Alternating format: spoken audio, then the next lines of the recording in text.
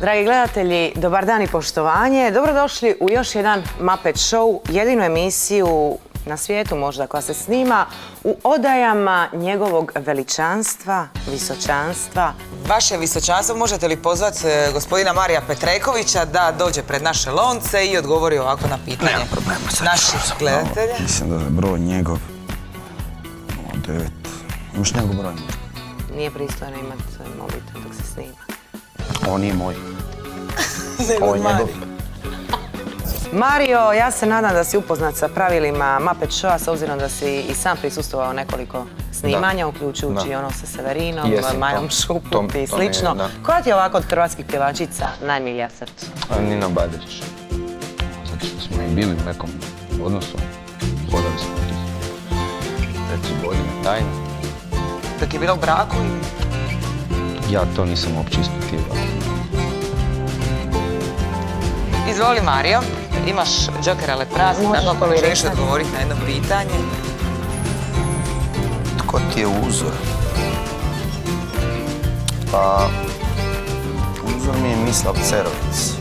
Uzor je svaki čovjek koji se ranom zorom diže. To je definicija uzora. Znači, svi ljudi koji su uzorani, koji oru zorom, to su mi, kada bi generalizirao, kada bi gledao mase, to bi bili ti ljudi. Uključujući Mislava Cerovca. Uključujući Mislava Cerovca, Mislave koje je postavio ovo pitanje. Dobro, možemo ubrzati možda ovu drugu.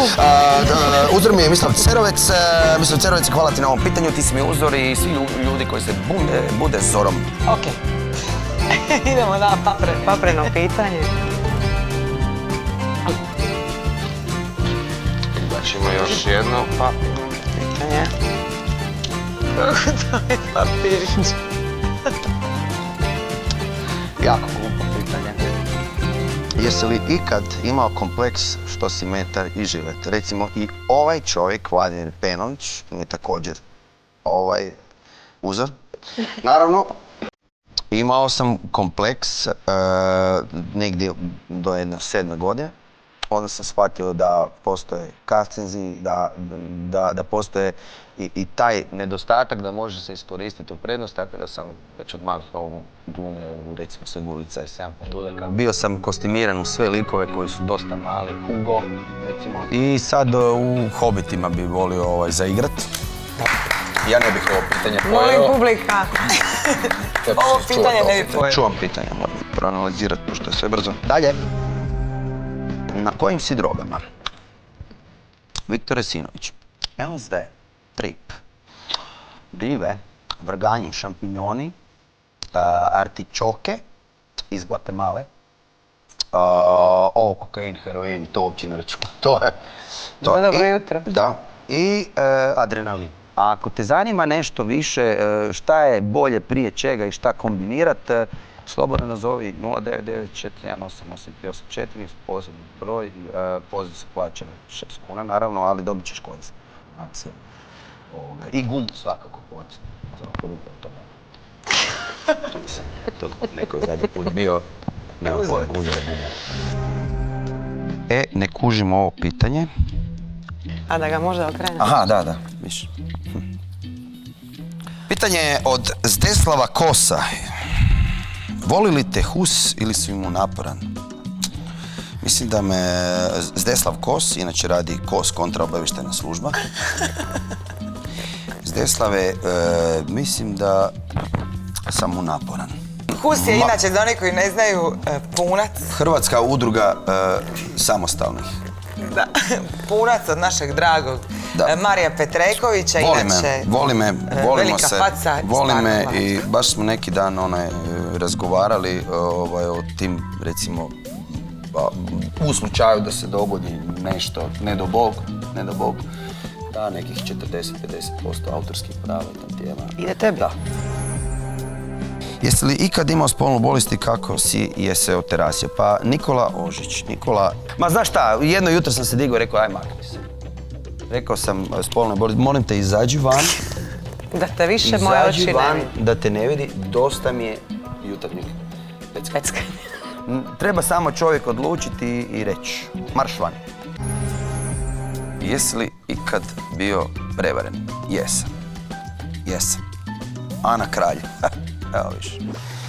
Bio sam prevaren, još uvijek sam prevaren, taj lik mi je ostao još 40.000 kuna dužan, to nikako ne mogu.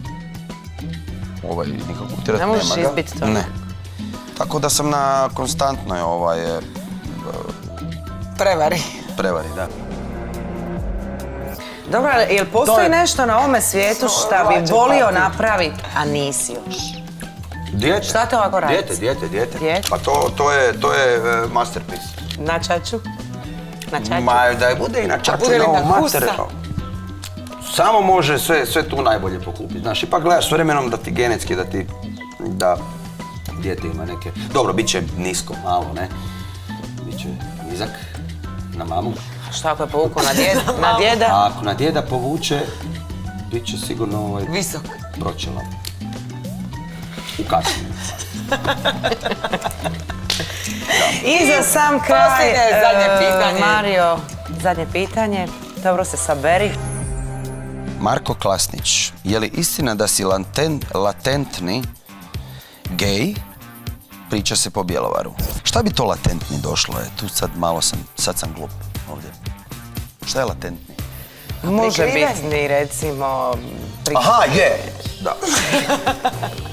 Da. Prvo dijete, pa onda možeš postati gej. Ma naravno, nemoj obratno. ovo stigne. Čovjek uvijek stigne biti latentni gej, tako da sigurno i to je negdje u planu. A to je među tim tvojim velikim planom. Da. To je taj negdje plan, ali daj da napravi sve ovo, pa negdje recimo sa nekih, recimo da doživim 86. Da se zaljubim u načelnika, zapravo predsjednika uprave staračkog doma Firule. Nisam li možda dobio ovo prase? Yes. Dragi gledatelji, hvala što ste i ovaj Muppet Show bili s nama. Vidimo se sljedeći tjedan.